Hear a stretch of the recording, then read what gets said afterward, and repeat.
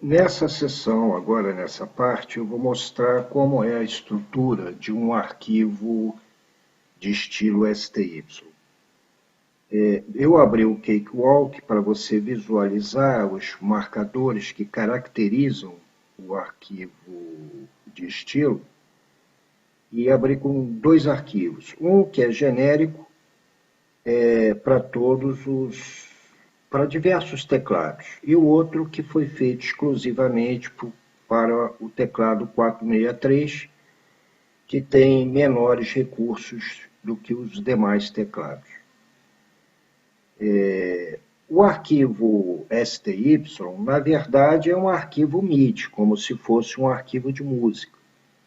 Só que ele não tem uma música inteira, ele tem as seções, que seria a introdução, que seria o main A, o main B, main C, main D e outras coisas mais. Essas seções, elas vão conter apenas alguns compassos ou um compasso só, porque você está falando em termos de acompanhamento. Então, o acompanhamento é um processo de uma banda por trás tocando, onde você teria bateria, teria acordes de guitarra, de violão e etc. E ele é repetitivo enquanto você está executando a música. Você pode alterar a característica desse acompanhamento quando você troca da seção main A para a seção main B, main C, main D. Embora o arquivo foi gravado com uma determinada afinação, por exemplo, como se fosse um acorde de Dó, um acorde de Lá e etc.,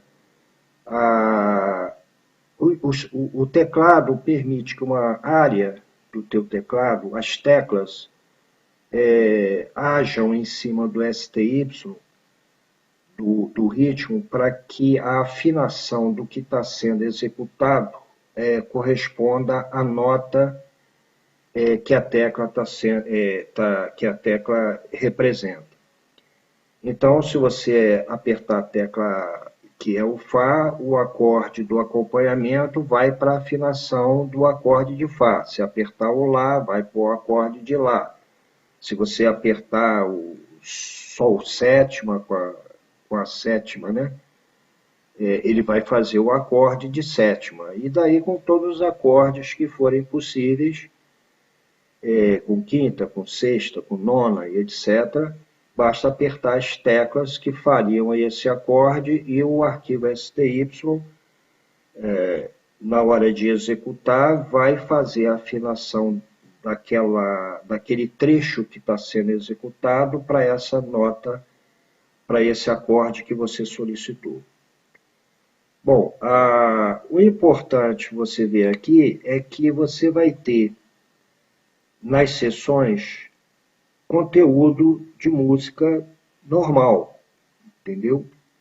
Aqui você tem, por exemplo, a indicação do main A, e mais para baixo você vai ter os outros indicadores. A melhor maneira de você ver a quantidade de marcadores é quando eu abro aqui a janela que permite você ver todos os marcadores que foram declarados.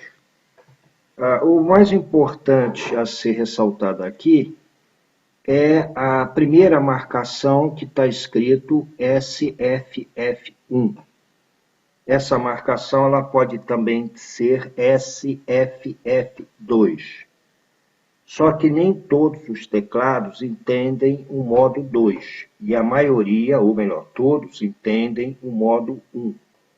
O 463 não aceita o modo 2. Então, muitas vezes você pode carregar um arquivo de estilo, não funcionar no 463, porque ele foi gravado como sendo o SFF2. O segundo marcador está escrito lá SINT. Esses dois marcadores iniciais são o que caracterizam e identificam que o arquivo é um STY. O restante poderia ter em qualquer música MIDI e não seria entendido como STY, não seria carregado como STY. Teria que ter obrigatoriamente esses dois iniciais marcadores.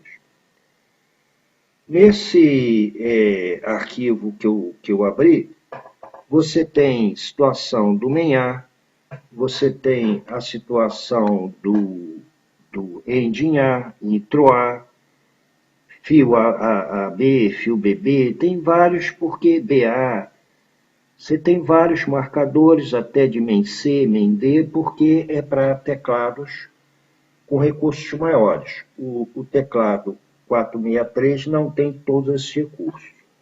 Então, aqui você vê a lista de marcadores dessa música, e eu trocando aqui a janela para a música do 463, ele também vai ter os marcadores colocados, você vai ver aqui, da mesma forma, o SFF1, o SINT, e aqui você vê que ele tem poucos marcadores, porque ele só tem a seção A e a seção B. E daí os auxiliares dessa seção, né, que seria o fio em AB e o fio em BA. Teria a introdução da música e a terminação da música, não, a introdução da execução, vamos dizer assim, da apresentação, e a terminação, que é o ending da execução que você está fazendo. Tá? Aqui você tem nessa coluna do meio aqui, diz qual é o compasso e qual é o tempo em que esses marcadores foram colocados. Mas o mais importante é você saber que existem esses marcadores, eles são obrigatórios ter essas duas marcações iniciais, com SFF1 ou 2 e o INT, o SNT, para fazer com que o arquivo seja entendido como STY. Na região das seções, você tem apenas partes do que seria uma música. Pode ser de um único compasso, ou você pode ter 2 compassos, 3 compassos, dependendo do tipo de acompanhamento que você está fazendo. Se você sonorizar esse arquivo, eu posso fazê-lo, e vou fazer com o Musoscore, que ele é mais simples, entendeu? De execução. Aqui estaria as notas musicais que ele teria dentro dos marcadores, e o som que ele faria desse que é para o 463 seria mais ou menos o seguinte. Observe que a primeira execução seria do main A, em seguida você teria intro A, ending A, aí teria o main B, o fio AB e o fio BA, certo? Então, vamos fazer a execução.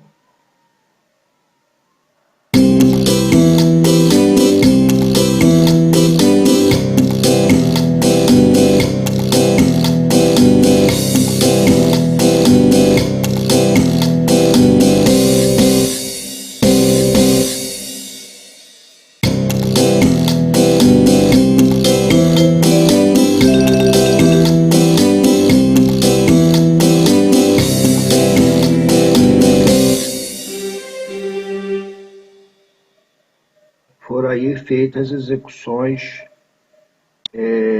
de todos os...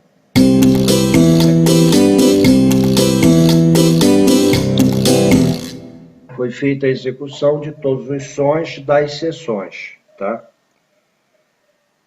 Eu vou interromper aqui o vídeo para dar continuidade depois. Vamos agora observar o seguinte. A seção introdução, as main A, B e etc. E a ending, que seria a terminação, elas podem conter mais de um compasso. Você deve tomar um pouco de cuidado quando escolher muito compassos, porque isso pode causar alguma dificuldade no seu acompanhamento, porque isso é sempre um processo repetitivo, é um loop que ele vai executar do main. Da introdução e dos finalmente, do ending, aí já não, você pode estender bastante, sem grandes problemas. Tá? Os fill-in, tanto dos arquivos, dos teclados que tem mais recursos, com fill-in AA, fill-in BB, fill-in CC, IBA e vai por aí afora, da mesma forma que no 463, você só pode ter um único compasso. Se você tentar colocar dois, não vai funcionar esses dois, vai gerar problema. O MIDI to file, to style, ele já acerta isso. Quando você pede para determinar que uma área da música MIDI que você carregou vai ser fill-in, AB ou BA ou qualquer um desses outros fill-ins, mesmo que você selecione que você quer 3, 4, 5 compassos, ele só vai pegar um único compasso, o primeiro compasso da seleção que você fez. Eu não tenho outros teclados, então eu não sei se isso é obrigatório ou se isso pode ser modificado. Eu não setei o MIDI to Style para ser compatível com o teclado 463. Como eu não tenho outros teclados, então eu não me interessei muito em ver se é possível ter mais de um compasso nos fill-ins de teclados mais avançados.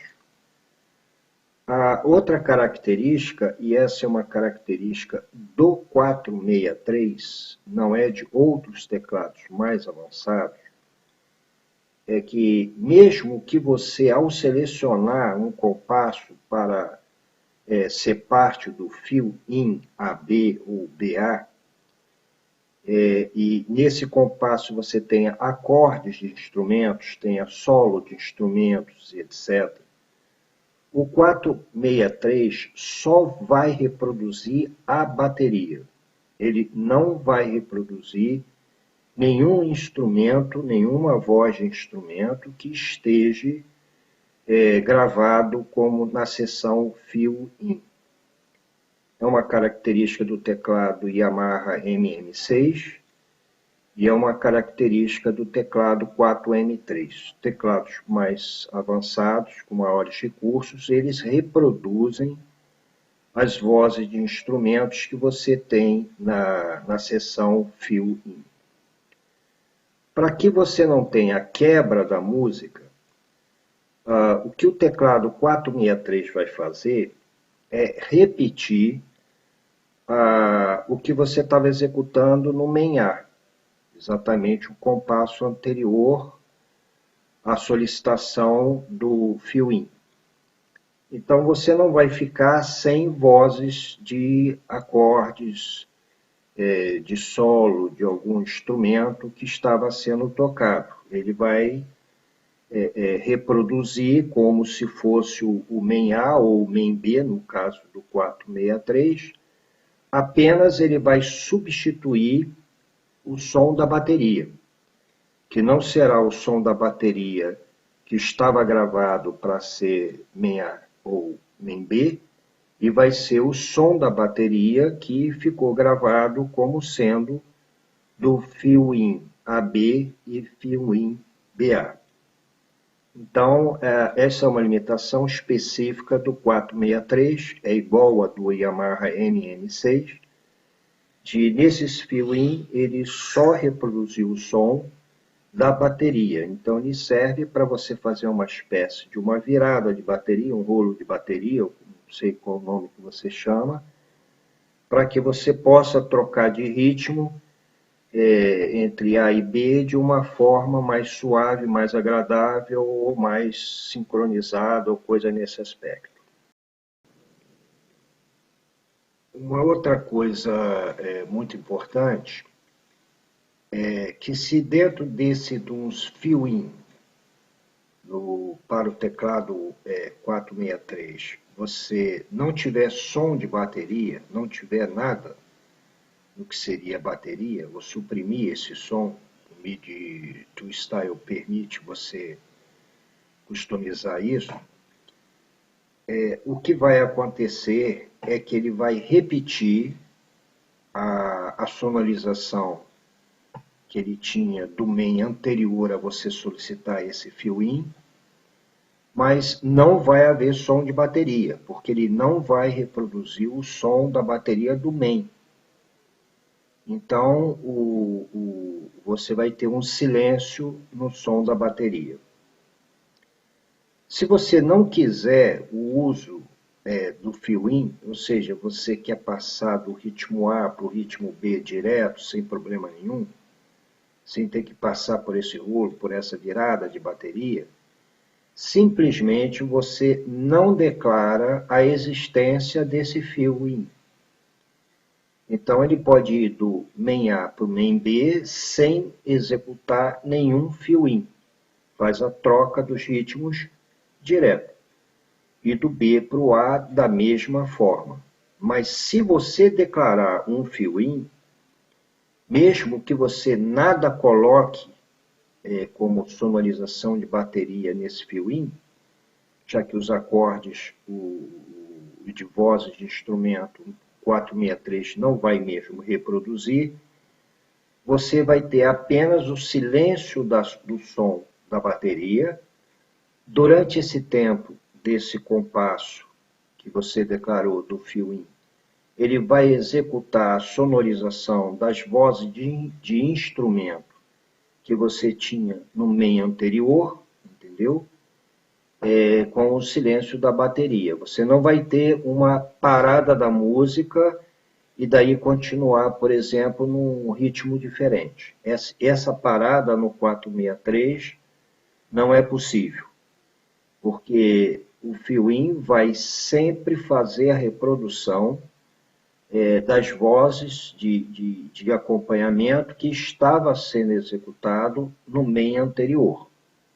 Esse é um aspecto muito importante que você não conseguiria, por exemplo, num ritmo de samba, por exemplo, fazer uma parada total e daí você continuar com outro ritmo. Bem verdade é que se você só tiver a bateria sendo executada, não ter nenhuma voz de instrumento, declarar o fill-in sem nenhum som de bateria pode dar esse efeito de interrupção da tocada de bateria, porque não tinha nada nessa bateria, na sessão fill-in, não tinha nada de bateria declarado, gravado, e daí ele passar para o main B, entendeu?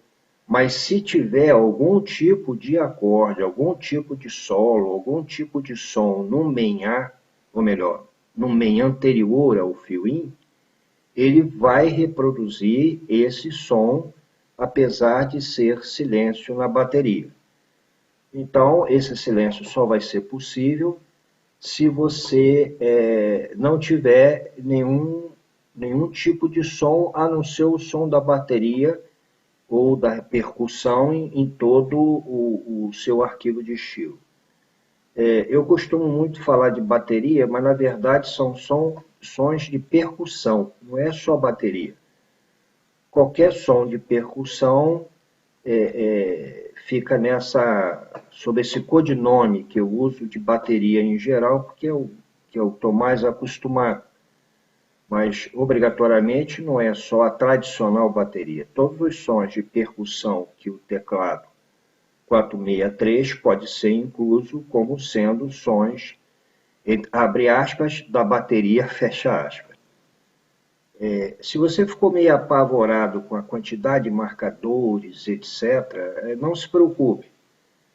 No Cakewalk você teria que declarar todos, ver qual é o compasso que vai ficar, garantir que ele fique no primeiro tempo sem nenhum atraso, nenhum adiantamento, etc.